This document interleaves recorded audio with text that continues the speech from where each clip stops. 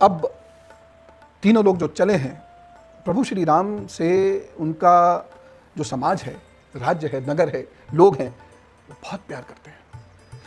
क्यों करते हैं? सड़क पर चल रहे हैं, बच्चे से पूछेंगे। जी हां, ये कंपल्शन है।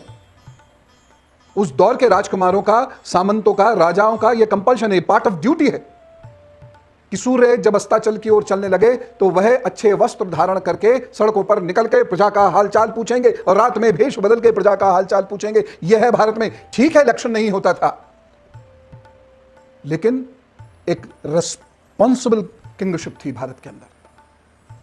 अब आप एक नाम निकाल के कह देंगे ये तो बेकार था। 7,000 साल का समाज है ये साहब। 10% भी उसमें क्या वेटेज नहीं देंगे आप गलतियों की संभावनाओं के लिए? इतनी एक्यूरेसी वहां चाहिए, अपने जीवन में ले आओ। तो खैर, आगे बढ़ते हैं। वेदश्रुति नदी को पार करते हुए दक्षिण दिशा की तरफ चले जाते हैं। वहां आती है गोमती, और फिर गोमती को पार करते हैं। फिर उसके बाद एक वो कांड आता है जो मैं आपको बताना चाहता हूं और जिसको लेके आप सभी लोगों में बहुत उत्सुकता है, और वह है निषाद राज गुह। निषाद राज गुह वो क्या कहते हैं? पहुंचते हैं श्रृंगवेरपुर। बीच में बहुत बड़ी गंगा नदी है, समुद्र सरीखी ये शब्द है, रही होगी अभी भी। देखिए ना, बनारस में, काशी में कितना बड़ा पाठ है, गढ़मुक्तेश्वर में गंगा जी का कितना बड़ा पाठ है। तो श्रृंगवेरपुर में जो निषाद नगरी है उसका राजा है गुहा। ये जो गुहा है ये प्रभु श्री राम का मित्र है।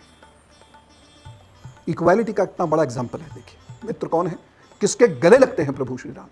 निषाद राज के, नौका चलाने वाले कम्युनिटी का हेड, मत्स्य पालन करने वाली कम्युनिटी का हेड।